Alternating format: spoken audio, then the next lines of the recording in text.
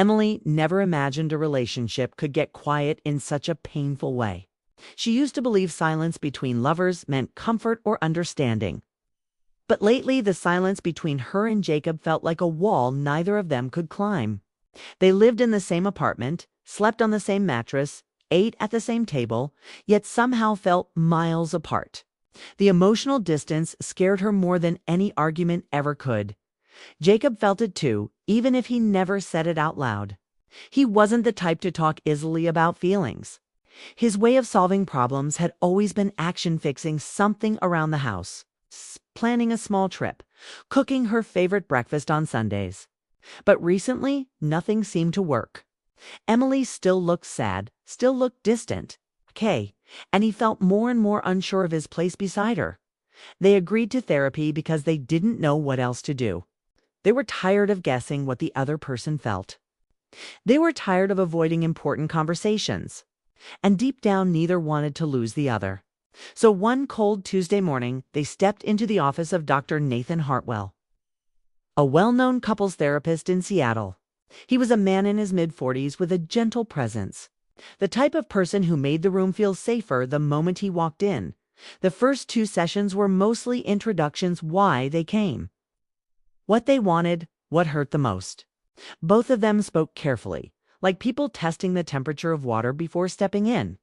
But at their 3rd session, when the air felt strangely tense and both of them sat stiffly on opposite ends of the couch, Dr. Hartwell noticed their hesitation more sharply than ever. He waited for a moment, letting the silence settle. Then he leaned forward, folding his hands, and said something neither of them expected. "I want each of you," he said in a calm, steady voice, "to share one feeling you've been hiding. Something real. Something honest. Something you're scared to say." Emily's breath caught. She had been trying for months to avoid saying anything that might upset Jacob. She always felt like one wrong word could open the door to another argument. Or worse, another long stretch of silence. But the way Dr. Hartwell said it made her chest tighten with a strange mix of fear and relief. Maybe he already knew what they were both hiding. Jacob looked at the floor, his jaw tight. He hated being put on the spot, hated being asked to reveal things he barely understood himself. But he also knew they were running out of options. Something had to break open before they both did. Emily spoke first. Her voice shook, not from anger, but from the weight of everything she had held in for so long. "I miss feeling chosen," she whispered. "I miss feeling like we're a team, like you see me. Lately, I feel like I'm standing alone in a place we were supposed to share." Jacob lifted his head a little, not expecting the words to hit him so deeply. He hadn't realized how much she had been hurting. He swallowed hard before answering, his voice rough but sincere. "I'm scared I'm failing you," he admitted. "I don't know what to say or do anymore. Every time I try, it feels like I'm getting it wrong." For a long moment, the room felt fragile, but not in a dangerous way. It was the kind of fragility that came before something important, something healing. Dr. Hartwell nodded, his expression softening. "This is good," he said. "This is honesty. This is a starting point." Emily exhaled shakily. Jacob leaned back, his shoulders dropping as if he had finally put down a heavy weight he'd been carrying alone. For the first time in months, they weren't avoiding each other's feelings. They were facing them as the sessions continued over the next few weeks. Something subtle began to shift. Whenever they sat on the couch in Dr. Hartwell's office, they weren't the tired, wounded couple, they were outside. They were two people really trying to understand one another again. But as emotional truths surfaced, something else surfaced too. Emily noticed the way Dr. Hartwell listened. He didn't rush, didn't interrupt, and didn't dismiss any feeling, no matter how small. His voice was warm and grounding. When she spoke, he looked at her with genuine attention, something she hadn't felt from anyone in a long time. And Jacob noticed how Emily responded to that attention. Her shoulders relaxed, her voice softened, and she opened up more freely. She looked at their therapist the way someone looks at a lighthouse in a storm, grateful for the guidance, grateful for the feeling of safety. Jacob didn't feel jealous exactly. It was more complicated than that. It hurt to see her so comfortable with another man. But he also felt grateful that someone finally understood her in ways he struggled too. A small part of him wondered if maybe they needed this outside voice to help them reconnect. One afternoon, the rain was falling heavily against the windows of the office. Emily and Jacob sat down, both carrying emotions neither had spoken about. The session began quietly until Dr. Hartwell leaned forward, observing them with a thoughtful expression. "There's something," he said in a low, steady tone that both of you keep circling around but never say. Jacob frowned slightly. "What do you mean?" "Both of you," Dr. Hartwell continued, "are searching for connections so desperately that you're starting to look for it outside of each other. You're not acting on it, but you're feeling it. You both sense it." Emily blinked, caught off guard. Jacob looked at her, confused and unsettled. Dr. Hartwell didn't raise his voice or make the moment feel dramatic. He simply laid the truth down gently, as if setting a fragile object on a table. "I'm not judging you," he added calmly. "I'm observing what's already happening inside your hearts." Emily's breath tightened. She wasn't attracted to the therapist romantically, but she couldn't deny that she felt emotionally safe in a way she hadn't with Jacob for a while. And she was embarrassed by that realization. She didn't want to hurt Jacob. She didn't want to complicate anything. Jacob's chest ached with the heavy awareness that he had been pushing Emily away without meaning to. He wasn't angry, just sad. Sad that she needed comfort he hadn't been able to give. Sad that they had drifted so far without noticing. Before either of them could speak, Dr. Hartwell continued, his tone steady and almost soothing. "Let's explore that." Those 3 simple words shifted the entire atmosphere in the room. They weren't an accusation. They were an invitation to step deeper into the truth, to finally face feelings they had been trying to ignore. Emily and Jacob exchanged a look full of fear, confusion, and hope, all tangled together. They didn't know where this conversation would lead. They didn't know which emotions would rise or which old wounds would open. But they knew something important was about to change. Not because Dr. Hartwell wanted to create distance between them, but because he wanted to uncover what was hiding. Underneath the distance they already had, the session ended with a quiet tension that lingered long after they left the office. They didn't speak much in the car.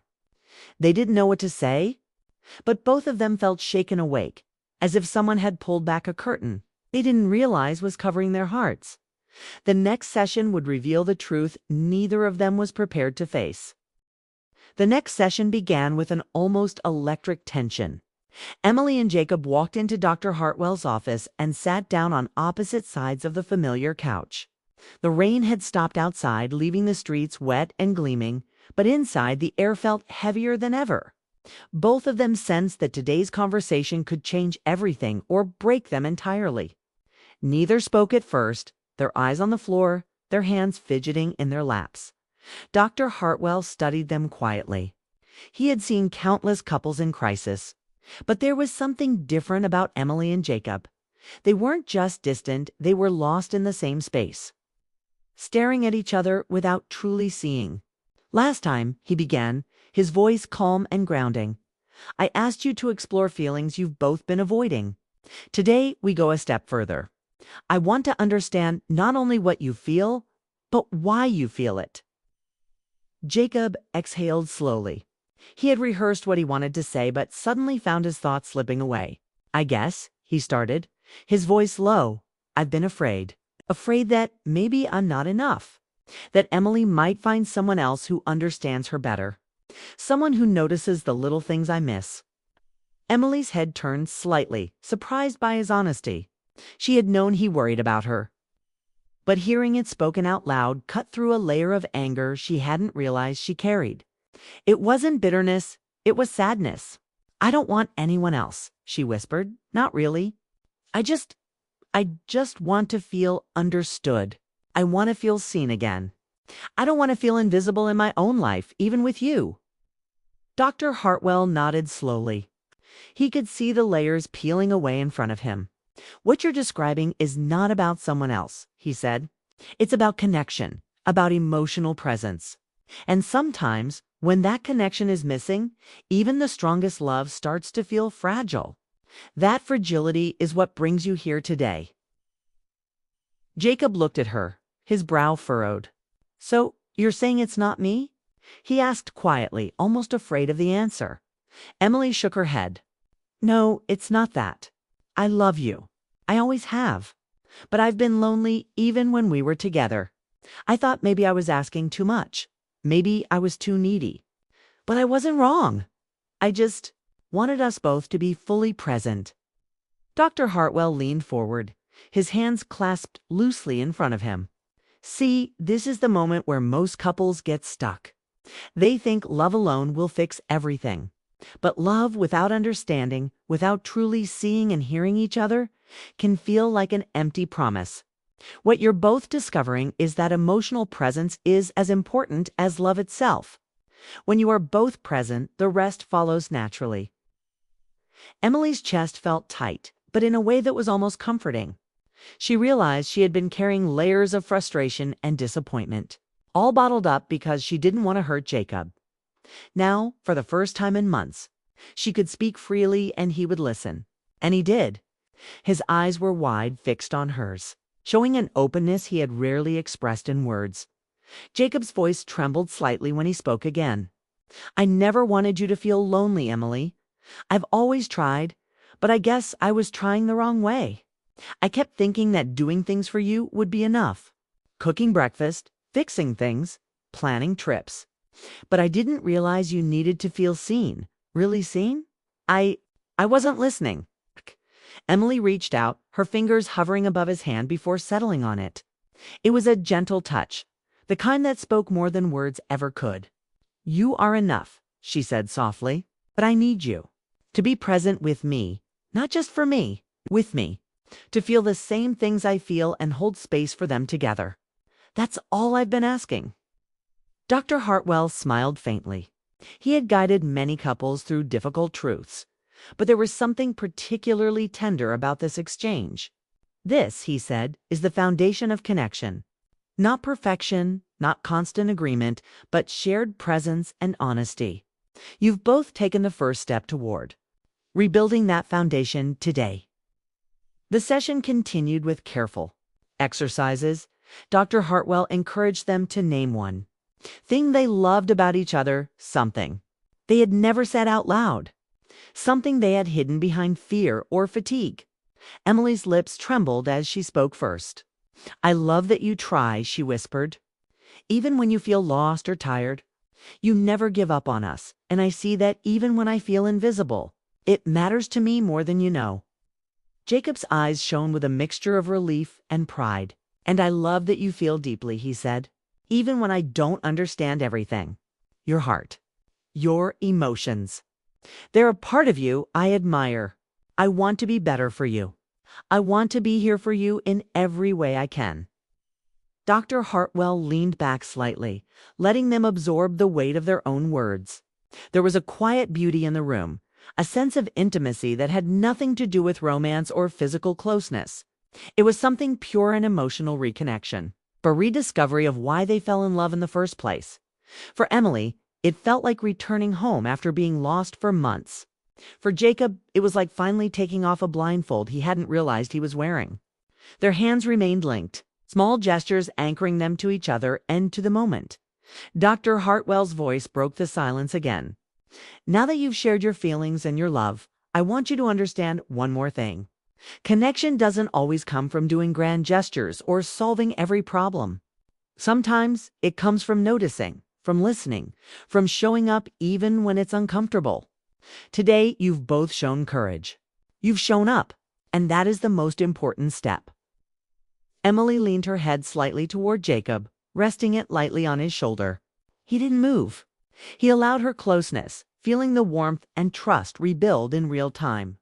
The room was quiet, but it was a silence full of meaning. They didn't need to speak every thought. Their presence said it all. Dr. Hartwell gave a small nod. What you feel now. This is not just therapy. It's practice for life. The world will challenge you. The stresses outside this room will test you. But the moments you take to truly share and listen, Those moments will protect your bond. Jacob's throat felt tight as he whispered, almost to himself, I don't want to let this go. I don't want to lose this feeling or you. Emily lifted her head to meet his gaze. Her eyes were soft but certain. You won't. We've found each other again. Not by avoiding problems, but by facing them together. The session ended with a sense of completion, but it wasn't a perfect resolution. They knew life wouldn't suddenly be easy. Old habits would challenge them, moments of doubt would creep in. But they had discovered the power of shared presence, the courage to speak, the patience to listen, and the understanding that love is more than words. It's attention. It's honesty. It's choosing each other day after day, even when it's hard. As they left the office, the sun had broken through the clouds, casting golden light across the wet streets. Emily and Jacob walked side by side, hands brushing, hearts feeling lighter. They didn't need to speak constantly. The connection between them was renewed in ways deeper than conversation alone. Jacob finally spoke, breaking the quiet. I feel like we can really do this now. Like we can face anything together. Emily smiled, a warmth spreading through her chest. We can, and it starts with small things. Being honest, being present, being brave enough to share. That's how we get back to each other. As they reached their apartment, they didn't rush inside. They paused at the door, turning to each other. There was no grand declaration, no dramatic gestures, just a look, a shared understanding, and the quiet promise that they were back, truly back, and willing to grow together. Dr. Hartwell's words echoed in their minds as they stepped inside. You didn't need someone new. You needed someone to help you find your way back to each other. And in that moment, Emily and Jacob realized the truth of it. Healing wasn't about searching for new love. It wasn't about avoiding the hard parts of a relationship. It was about honesty, courage, and presence. It was about sharing feelings without fear, holding space for each other's hearts, and allowing love to grow again in the spaces where it had once felt lost. That evening, they sat together on the couch in silence, but it was a comforting silence. The kind that comes when two people finally understand each other. The kind that speaks of trust, forgiveness, and hope. The future was uncertain, but for the first time in a long time, didn't feel frightening. It felt like home, and for Emily and Jacob, that was more than enough to start again.